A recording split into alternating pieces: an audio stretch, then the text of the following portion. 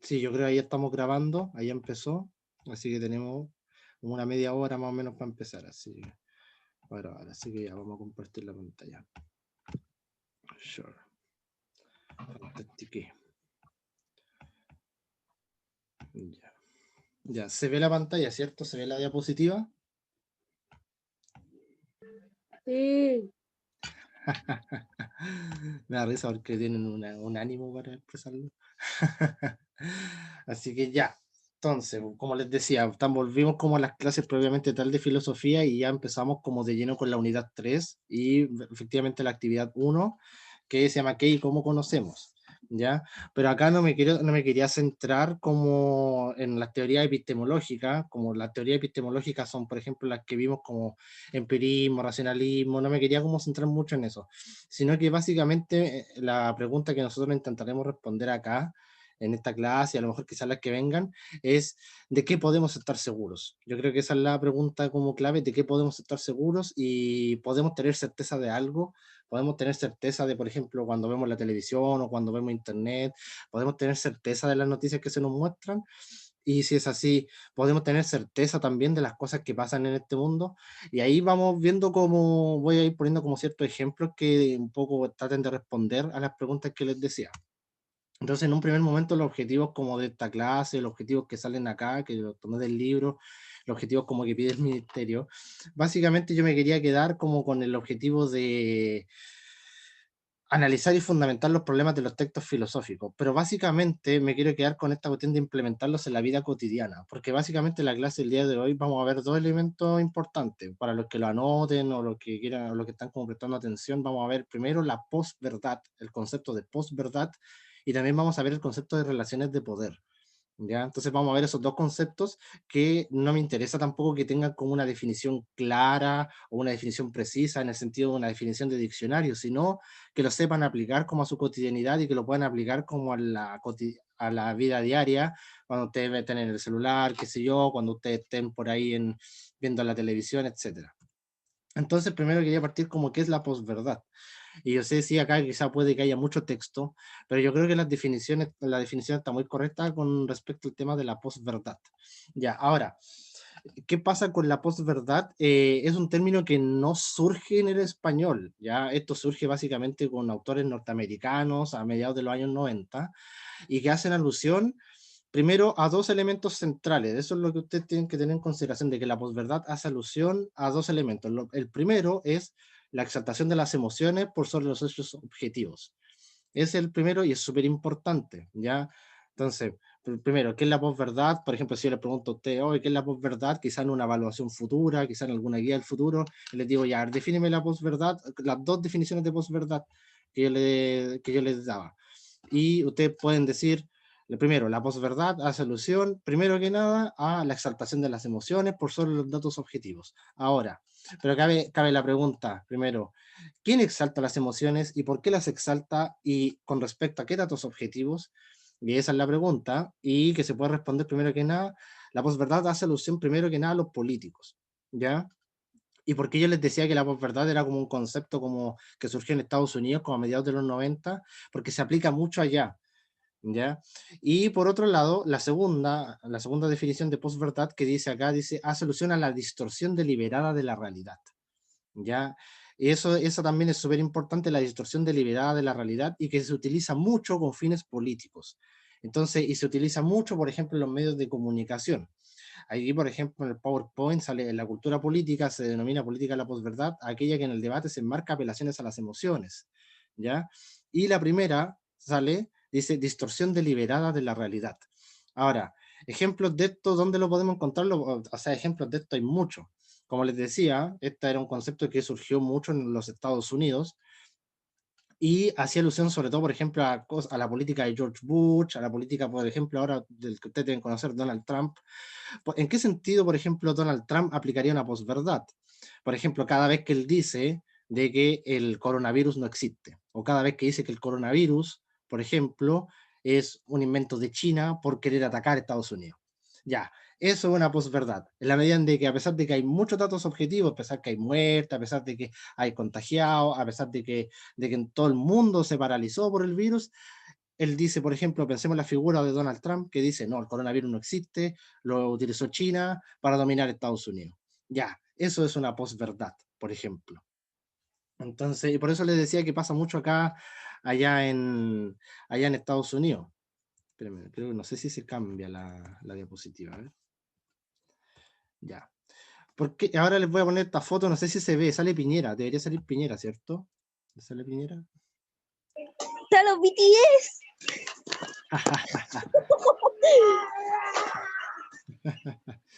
Ya, se ve la foto, ¿Qué ¿cierto? tiene que ver Piñera con los chinos, profe? Para allá vamos, Piñera con los BTS, ya.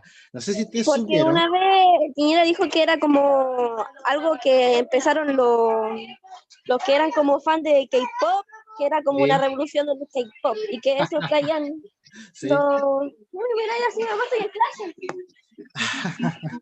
Ya, bien Es Ivonne. que es como súper ilógico Piñera con ellos. Es como súper ilógico. Ya, pero mira, lo que dijo Nadia, lo que dice Ivonne, es cierto, súper ilógico, pero aunque ustedes no lo creen, el gobierno piensa que sí pasó. Porque resulta de que el año pasado, en diciembre, no sé si ustedes supieron, en diciembre del año pasado, surgió el famoso informe Big Data. Ya, y ese informe, como supuestamente el gobierno contrató un montón de agentes de inteligencia, un montón de ingeniería informática, para que analizaran los perfiles de las personas que participaron en el estallido social.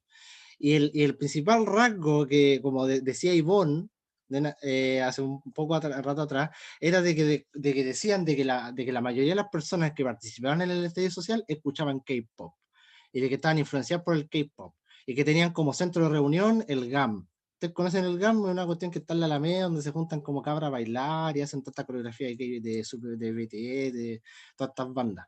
Entonces, a lo que yo voy, cuando por ejemplo ahí no sé quién me dijo, profe, ¿y eso qué tiene que ver? Bueno, tiene mucho que ver con lo que decíamos de posverdad, porque acuérdense, ¿cuál era la definición de posverdad? Una era exaltación de un sentimiento y la otra era distorsionar la realidad.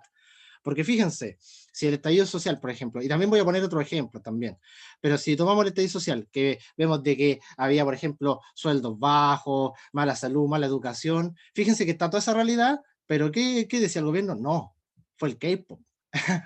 Fue BTS, fueron las bandas de pop coreanos las que motivaron el estallido social. Entonces, fíjense cómo la posverdad es una exaltación o una exageración también de la realidad. Y ahora ustedes me pueden decir, pero profe, usted que es zurdo, puro que critica a Piñera en todas las clases del estallido social.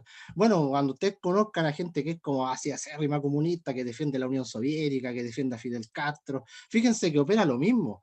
O sea, en la Unión Soviética habían campos de concentración, se mataba gente disidente, se mataban todas esas cosas, pero se exaltaba el sentimiento del líder Fidel, del líder Hugo Chávez, del líder Stalin. Fíjense cómo la posverdad opera para ambos lados, o sea, o sea, puede operar, por ejemplo, en este caso, en Chile, que es un gobierno de derecha, también puede operar para los gobiernos de izquierda, cómo exaltan el sentimiento por sobre los hechos objetivos, o cómo distorsionan la realidad de tal manera. Por ejemplo, por eso cogí esta imagen de los BTS, bueno, yo no los cacho, o sea, para mí son todos iguales. Pero, así que cuando yo digo que son chinos, la gente se enoja. Pero independiente de eso, a lo que yo voy es de que fíjense cómo la posverdad, fíjense en este gesto, distorsiona la realidad por un lado y a la vez exalta un sentimiento. Y esta distorsión de la realidad tiene ciertos fines, porque por ejemplo, digámoslo, no se distorsiona la realidad por querer, porque sí, por molestar, se distorsiona la realidad con ciertos fines políticos. A eso es a lo que yo voy. Por eso, por ejemplo, acá puse una foto, no sé si ustedes la han visto, esta es la famosa foto de las Torres Gemelas, fue el 11 de septiembre del 2001, ¿ya? Cuando bombardearon estas Torres Gemelas estaban en Nueva York y las bombardearon. Bueno, supuestamente ahí se instala también el hecho de que eh, fue un grupo musulmán el que hizo esto y por lo tanto Estados Unidos tiene que invadir Medio Oriente. Entonces se instaló ese discurso. Pero ahora, la posverdad también dijeron, no, curiosamente lo que hay detrás de todo esto es que Estados Unidos necesita los recursos naturales de Medio Oriente, necesita el petróleo. Y aquí es donde viene la otra cara de la posverdad. Porque, por ejemplo, acá, si se ve el PowerPoint, quiero que se queden con el segundo punto, que dice, las críticas basadas en hechos de una campaña se le atribuyen a un poderoso enemigo, como el establishment, el nuevo orden mundial, los sionistas o los medios de comunicación dominantes. Ahora, entonces vimos que la primera característica de la posverdad era la exaltación de un sentimiento. La segunda era una distorsión de la realidad. Y la tercera es de que siempre se busca un culpable en la posverdad. Y por eso la posverdad tiene un sentido y tiene una finalidad política, ¿ya? Porque, por ejemplo, yo creo que todos ustedes saben de toda esa teoría que existe de los Illuminati, no sé si han escuchado los Illuminati, esa canción, no me refiero a la canción de Ozuna, que por cierto es el medio tema, sino de que piensen, por ejemplo, en toda esa teoría conspirativa del nuevo orden mundial, por ejemplo, todas esas situaciones de que dicen de que en realidad lo que gobierna el mundo es una secta especial de banqueros, que dicen de que todos los acontecimientos del mundo están planeados de antemano, ¿ya? Eso también es la instalación de una posverdad. Por ejemplo, toda esa gente que dice que el coronavirus no existe, porque hay gente que dice que el coronavirus no existe, así como hay gente que dice que la Tierra es plana. Entonces imagínense cómo hay gente que dice, no, si el coronavirus no existe, en realidad toda una movida de los políticos para dominarnos mejor. Hay gente que dice, no, si la Tierra en realidad es plana, todo es una mentira, toda una instalación de la NASA. Imagínense. Y entonces ahí surge la pregunta, ¿de qué podemos estar ciertos? ¿De qué podemos estar seguros? Pero Entonces, normalmente la gente que dice que el coronavirus no existe es la misma gente que andó en el estallido social o que está en contra del gobierno, exactamente. ya, ¿por qué? ¿Qué, cómo se dice? ¿Cómo Bueno, se la mayoría de gente que, no digo que toda la gente de Chile, pero la mayoría sí, que son los que estuvieron en el estallido social o marchando también, Claro, porque muchos de mis amigos que estuvieron en la marcha dicen, ah, esa weá es mentira, si se cachó a Mañalich y todas sí, esas po, cosas, sí, po, por ejemplo. ya, sí, Entonces, la mayoría de la gente igual es la gente que está en contra del gobierno, como que creen que el gobierno lo hizo igual, no sé, por una cuestión de querer robarnos más, no sé, algo así. claro, Igual no, no está entiendo bien. a fondo el punto. Sí, sí, está bien, no, sí, está bien, Nayaret, sí, está bien, tienes razón. Yo también he conocido mucha gente que, claro, que participaba en las protestas y cosas así, dicen, no, pues en realidad el coronavirus es la instalación del gobierno para dominarnos y cosas así. Pero ahí cuando cabe la pregunta, ya, pero ya, pensemos lo que puede ser así, quizá pueda ser así, pero yo nos diría, Piñera, con todos los tips que tiene, así, con todas esas cuestiones, tiene el poder para llamar hacia todos los líderes del mundo y decirle, oye, inventemos una pandemia, que acá tengo un estallido social. Entonces, ahí como que entra como la duda. Entonces, Yo vi algo en TikTok, vi algo que no sé si será verdad, que era como unos datos curiosos que habían puesto, ya, que era que al medio de un bosque, no sé, cualquier cuestión de cosas, se ponían las personas más, con mucho más poder en el mundo a conversar de varias cosas. Entonces, de que puede pasar lo que usted dice, puede pasar, sí, po. si Sí, es en privado. esa sí la cacho, eso pasa en Estados Unidos, el grupo de Bilderberg, una cosa así, ¿o no? No sé si era así. Sí, igual yo he escuchado eso de que, claro, que se juntan como los empresarios más poderosos del planeta, los banqueros, y que son puros hombres, y que se juntan y organizan el nuevo panorama de la política mundial. Entonces, fíjense de que eso igual se halla también en el medio de la posverdad, porque uno puede decir, no, pero si ellos en realidad están conspirando, ellos en realidad están organizando los eventos futuros que van a ocurrir en la humanidad. O también puede ser que estén curados jugando póker. Entonces, y claro, por ejemplo, ahí Tunayares decía algo muy, muy cierto que dice, puede que sea verdad, también puede que no. ¿Ya? Ahora, pero ¿por qué estamos viendo este tema de la posverdad? ¿Por qué, por ejemplo, vimos a Piñera con BTS? Que no los cacho, ¿ya? Porque básicamente, esto quiero recalcarlo, así y lo voy a repetir como 30 veces a lo largo de toda la clase, por favor, guárdenselo, de que la posverdad es la instalación de un discurso. Y esto es lo más importante de la clase. Así que la persona, si por ejemplo en alguna evaluación futura yo les digo ya, ¿qué es lo más importante de la clase o lo más importante de filosofía? La instalación de un discurso. Eso es lo que ustedes me tienen que responder. Ustedes me responden esa cuestión también. Instalación de un discurso. ¿Ya? Para que se lo guarden. Ahora, instalación de un discurso de cualquiera. ¿Cómo se llega a instalar? Eso es lo que vamos a ver ahora. Instalación de un discurso. Entonces, por favor, creo que se guarden con eso, porque todos los ejemplos que vimos de la posverdad, por ejemplo, yo no les voy a decir ya, sí, por ejemplo, ya defínanme la posverdad, pero también, ¿qué instala la posverdad? Por ejemplo, lo que decía Nayar, lo que decía, por ejemplo, ahí Ivonne, cuando decían que se le echaba la culpa a los de BTS, a los K-Popers. Pero fíjense de que lo que se instala ahí, lo que se pone delante de nosotros, o lo que básicamente lo que se nos dice, siempre es un discurso, ¿ya? Eso es lo más importante, un discurso. Y ahora vamos a ver qué implicancia tiene un discurso. Y aquí es donde vamos a entrar ya de lleno en este tema, que puede sonar un poco complicado, pero que ya ahí con el pasar de los ejemplos lo vamos a entender mejor. ¿Ya? Esta es una cita de Michel Foucault, de un texto que se llama Historia de la Sexualidad, y él habla de dos conceptos, habla de saber y de poder, ¿ya?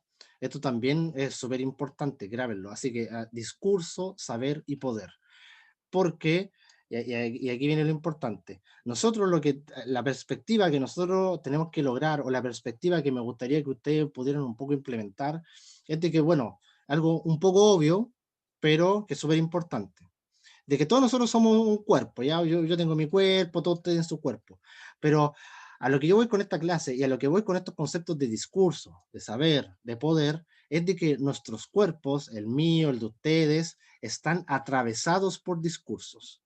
Y eso es lo más importante que ustedes tienen que anotar y es lo más importante con lo que se tienen que quedar. Y si no lo entienden, ahí yo voy a dar algunos ejemplos para que se entienda. Entonces, repito, entonces por ahí levantaron la mano. ¿Qué pasó, Ivonne? Dígame. Nada, que se me pasó a meter. Ya, ya. Lo siento, profe. No, no hay problema, no hay problema, pero cualquier cosa díganla nomás. Ya, entonces lo que la perspectiva que nosotros tenemos que lograr hoy es nuestros cuerpos están atravesados por discursos. Eso es lo más importante y esa es la perspectiva con la cual nosotros tenemos que quedarnos en esta clase. Nuestros cuerpos están atravesados por discursos y los discursos son múltiples, los discursos son muchos. Entonces, acá yo puse una cita que dice: poder y saber se articulan, por cierto, en el discurso. ¿Ya? Y por esta misma razón es preciso concebir el discurso como una serie de segmentos discontinuos cuya función táctica no es uniforme ni estable. Entonces, ¿qué es lo que yo quiero decir? No es que haya un discurso, no es que haya una palabra, no es que haya un concepto, sino que son múltiples, son muchos. Entonces, les voy a poner un ejemplo. Imagínense que yo estoy en mi casa, estoy en mi barrio, ¿ya? Y voy a la botillería y me compro un vino.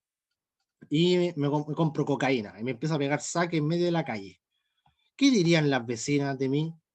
No sé si a alguien se le ocurre. Si ustedes me ven a mí, por ejemplo, dirían, me ven a mí así pegándome unos saques, tomándome un vino, así en la calle, en plena calle, en un paradero. ¿Qué dirían Un las vecinas? drogadicto y un borracho. Ya, Ahí va el drogadicto. Sí. ya les lo dijo así. Bien, un drogadicto y un borracho. Todas las vecinas dirían, el profe es drogadicto y borracho. Y cada vez que yo pase, así yo pase después la semana siguiente, yo pase después los otros días, van a decir, oh, mire, va el profe que es drogadicto y es borracho, mira si se anda pegando saques en los paraderos. Entonces, ya, los cagüines, por ejemplo, cuando se hacen los cagüines en los barrios, o por ejemplo dicen, oh, qué tal persona, qué tal mina se metió con tal tipo, qué tal tipo anda con tal mina, ya, todas esas cosas, los cagüines es la instalación de un discurso. Es cuando el cuerpo de una persona queda atravesado en el sentido o queda inmerso en una red de un discurso, de un concepto. Por ejemplo, si me ven a mí tomando un vino y pegando, no sé, consumiendo cocaína en un barrio, van a decir, como dijeron por ahí, es borracho y drogadicto. Ya, el tema de decirle borracho, drogadicto a alguien es la instalación de un discurso. Es cuando cada vez que me vean, me pueden ver en la tele, me van a poder ver caminando por la calle, me van a ver en el colegio y van a decir, no, mira, ahí va el drogadicto y va el borracho. Ahí va. Entonces fíjense cómo el cuerpo queda atravesado por discursos. Y a eso es lo que yo me refiero. Fíjense, por ejemplo, los cagüines de barrio. Que tal vecina se compró tal cosa, que tal persona, pero mira, se compró un auto, mira, debe ser narco. Entonces, como que siempre están como esas cuestiones, cuando a un cuerpo se le impregna, se le enreda, se le encasilla bajo un discurso. Que es drogadicto, que es alcohólico, que es falopero. Y ahora les pregunto a ustedes, ¿se entiende o no se entiende? Por ahí. Sí, está bien. Ya, Juanito dijo que sí. No sé, entiendo que los ánimos están bajos, si hace un calor terrible, si yo soy Rita y imagínense yo estoy con la alergia, así que... Sí, se entiende, profe. Ya, gracias Ivonne, ya, sí se entiende. Entonces, lo que pasa es de que los discursos son algo que se instalan y los discursos son algo que imperan sobre los cuerpos. ¿Ya? Ahora, los discursos, curiosamente, no son, como les dije, no son algo unitario y no es algo que siempre ha existido. Esto también es súper importante. Los discursos son instalados en algún momento. Los discursos son instalados y son creados en algún instante. Y ahí es cuando cuando entra otro concepto, porque fíjense que ya tenemos poder, ya tenemos saber, ya vamos a entrar a los dos, tenemos el concepto de discurso, y ahora el concepto que tenemos que nosotros llegar es el de relaciones de poder. Nosotros en una clase atrás tuvimos esta clase de la voluntad de poder. Ahora, la voluntad de poder la tenemos que entender como una suerte de relación, ¿ya? Espérame un poquito, ya. Eso miro, está aquí, ya. Ya, entonces, volviendo al tema, las relaciones de poder básicamente son todas las relaciones de nuestra vida cotidiana. O sea, la de ustedes con sus papás, como les decía, la de ustedes con sus compañeros, yo mismo como profesor con ustedes. Las relaciones de poder son siempre cosas que siempre están y que siempre una fuerza intenta dominar a las otras. ¿Se acuerdan que lo habíamos visto hace un par de clases atrás? Entonces, por ejemplo, nosotros tenemos que pensar que las relaciones de poder es un juego complejo, como dice en el PowerPoint, es un juego complejo, un juego inestable, ¿ya? Y a la vez, las relaciones de poder buscan estrategias, tienen tácticas, en las cuales intentan dominar a los otros. Entonces, básicamente eso es como lo que nosotros tenemos que entender. ¿Se entiende o no se entiende? Les vuelvo a preguntar por ella, a Connie, a Nayaret, si algo no les queda claro, a Matías, a Ivonne, a Antonia, a Bárbara, que me salen por ahí. ¿Van entendiendo? ¿Van perdidos? Si van perdidos, díganme, yo puedo volver. Si necesitan alguna aclaración, la puedo hacer, así que díganme. Ya, nadie dice nada, no se manifiestan. Aquí la gente. En ningún chat tampoco. Entonces, como les decía, en las relaciones de poder, como les digo, son un juego complejo e inestable, y todas las relaciones de poder tienen tácticas, tienen estrategias, como les decía, y me quiero quedar con esta imagen. Inta- in- Instalan tácticas, ciertas estrategias y ciertos discursos con los cuales pretenden dominar a los demás. Entonces, por ejemplo, como yo les decía, si por ejemplo si me ven a mí tomando, si me ven a mí consumiendo droga, por ejemplo, me van a decir, oh, qué borracho, qué drogadicto y toda la cuestión. Ahora, ¿por qué puse la foto acá de Maradona? Porque, bueno, ha estado en boga en el último tiempo, a salir en las noticias en todos los matinales, en todas Pupi, partes. no, ya. ¿Ah? Me da cosas muy bonitas. ¿Ah? De él, principalmente por lo que usted está hablando, de él se habla caleta de Sí, cosas po. malas de él. Sí, po, ya, pero fíjense cómo los discursos, y aquí es donde lo que yo voy, los discursos son relaciones de poder también. Cada relación de poder pone el discurso como una estrategia, como una táctica para dominar. Entonces, fíjense de cómo un mismo objeto, o en este caso la misma persona, está atravesada por diversos discursos. Por ejemplo, pasa con que los futboleros, la gente que más le gusta el fútbol, dice, no, es Dios, es el futbolista más grande. Fíjense que ahí hay un discurso. Como un cuerpo. Le gustaba el polvillo blanco.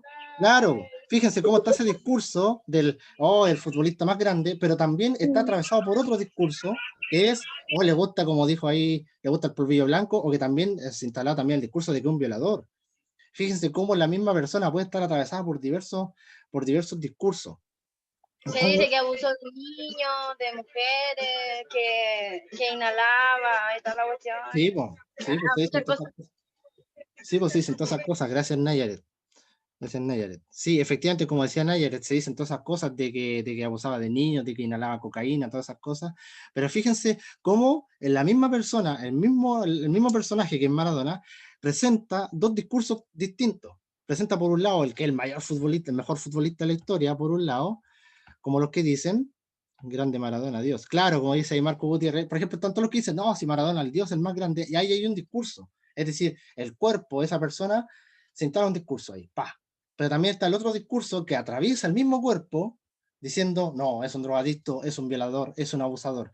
Fíjense de cómo un cuerpo, ya puede ser de Maradona, ya, el caso de una figura pública, pero puede ser el mío, como me ponía yo como ejemplo, puede ser cualquiera de ustedes, que cada uno de nuestros cuerpos está atravesado, está inmerso en una red de distintos discursos. Ahí, por ejemplo, me llegó un nuevo chat, se alegrarán de Dios. Ya.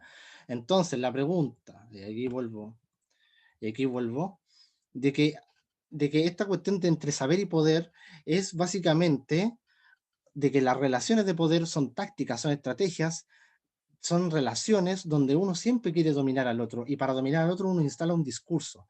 Y ahí, por ejemplo, en el PowerPoint, como se verá, dice, los discursos son elementos o bloques tácticos en el campo de relaciones de fuerzas. Y fíjense de que la instalación de un discurso es algo que puede ocurrir, por ejemplo, en el barrio, como yo les decía, si alguien me ve así consumiendo droga, consumiendo alcohol, van a decir, este es borracho, este es drogadicto. Mi cuerpo está atravesado por un discurso. O el cuerpo de, por ejemplo, de Maradona, ya que está atravesado por un discurso, el cuerpo de cualquiera de ustedes. Pero fíjense de que esto tiene muchas implicancias políticas. ¿En qué medida? Por ejemplo, ¿qué pasa cuando alguien dice, ah, tales personas son terroristas o tales personas son delincuentes? Entonces fíjense de que ahí se instala un discurso.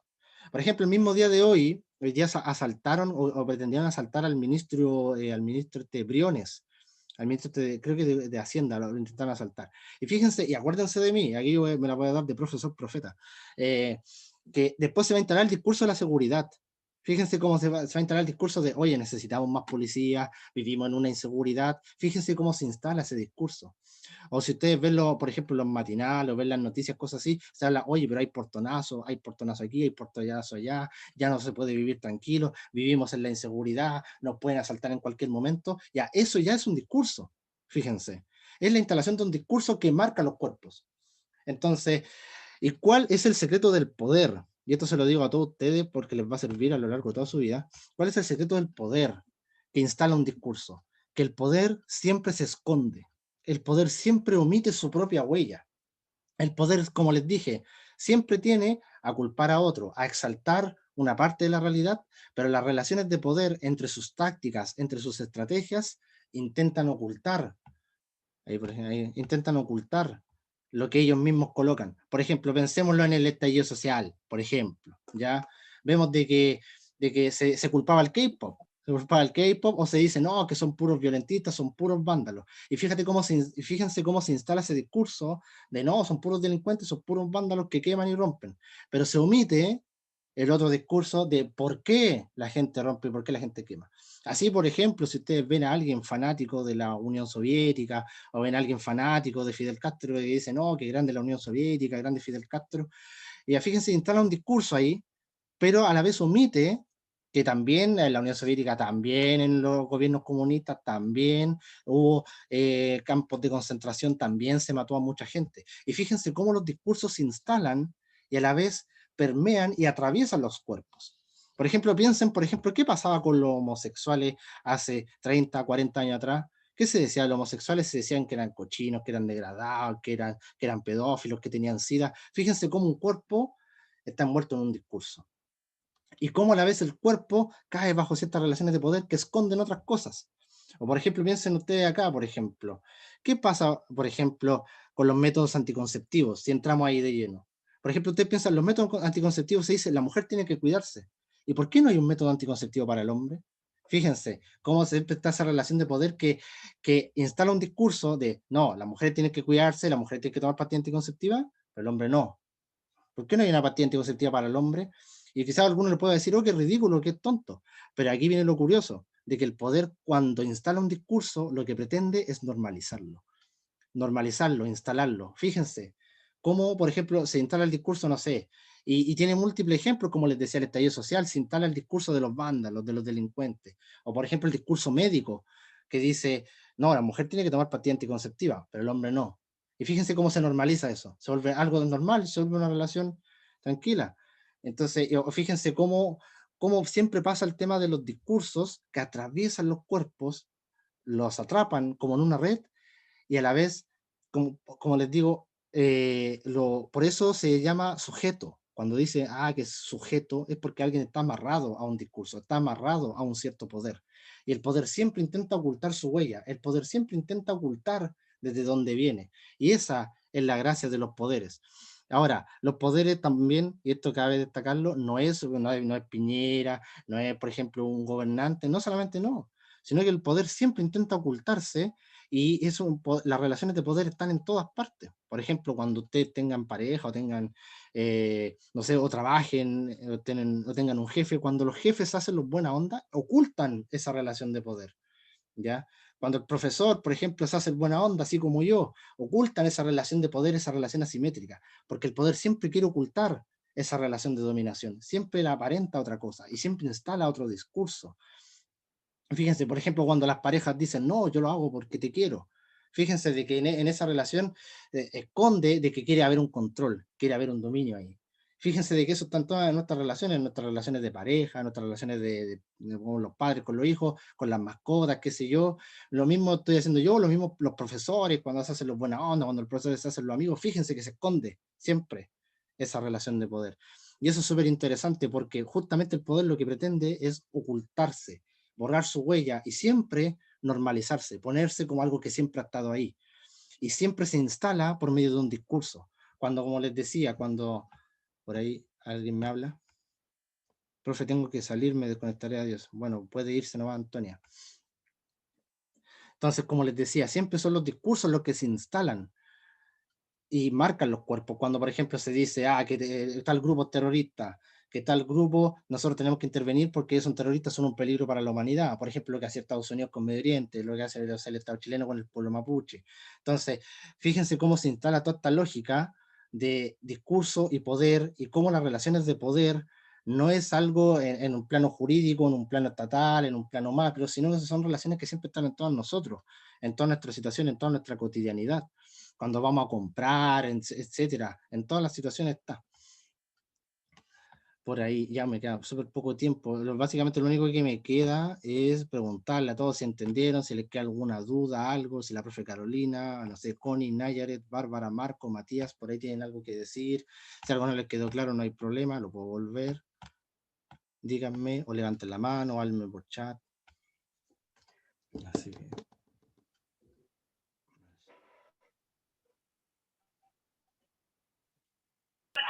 Profe, ¿qué había dicho al principio de la clase? Que yo no alcancé a entrar al principio de la clase. Al principio de la clase. Al principio de la clase, ¿qué pasó al principio de la clase? ¿Qué estaban hablando? Al principio ¿Qué introducción era? Sí. Claro, ahí están hablando, claro, como dice Ivonne, ahora están hablando de las noticias sobre el delincuente que me quedó claro. O sea, al principio de la clase estábamos hablando de la posverdad, porque la posverdad son los discursos, son como discursos que se instalan con fines políticos, básicamente, ¿ya? Y por qué yo ponía, por ejemplo, una foto de Donald Trump o la foto de, por ejemplo, acá de Piñera, porque, por ejemplo, lo que hablaba de la posverdad, que la posverdad tenía ciertas características. Primero era la exaltación de un sentimiento. Por ejemplo, esto lo usaba mucho el régimen nazi, cuando decía, hay que recuperar, somos la raza superior, los alemanes. Y también, por ejemplo, Donald Trump lo utiliza mucho cuando dice, nosotros tenemos que recuperar, América tiene que volver a ser grande de nuevo. Entonces, eso era la posverdad. La posverdad era la exaltación de un sentimiento y a la vez, la posverdad era la exageración, por aquí lo puse, era una distorsión de la realidad. Y que esta distorsión de la realidad, en la posverdad, esta distorsión de la realidad también acaece en cuando se le atribuyen ciertas características a un enemigo externo. Por ejemplo, cuando se dice, no, que el coronavirus no existe, el coronavirus lo inventaron los gobernantes para dominarnos, o cuando se dice, no, el coronavirus lo inventaron los chinos para destruir la economía, cosas así. Entonces eso es la posverdad. Es la instalación de un discurso con fines políticos que exagera un rasgo de la realidad, ¿ya? Y que a la vez también busca un enemigo poderoso y que a la vez también apela a cierta emoción. Eso básicamente es la posverdad, lo que vimos como al principio de la clase, y que yo lo relacioné, lo vinculé con el tema del discurso, cómo un discurso marca los cuerpos, cómo un discurso se instala, y por ejemplo ahí, yo les digo, y por eso les decía, me la daba de profesor profeta, después se va a instalar el discurso de la seguridad, el de que vivimos inseguros y necesitamos más policía, y fíjense cómo los discursos son cosas que siempre se van instalando, siempre son tácticas, son siempre estrategias que siempre buscan así implantarse, dominar, cristalizarse. Y yo creo que con eso ya estaría, por ahí no sé quién habló. Ahora sí, ahora me quedó claro. Ya, bacán, Ivonne, buena, bacán que te haya quedado claro. Y saben, queda súper poco, nos queda menos de un minuto.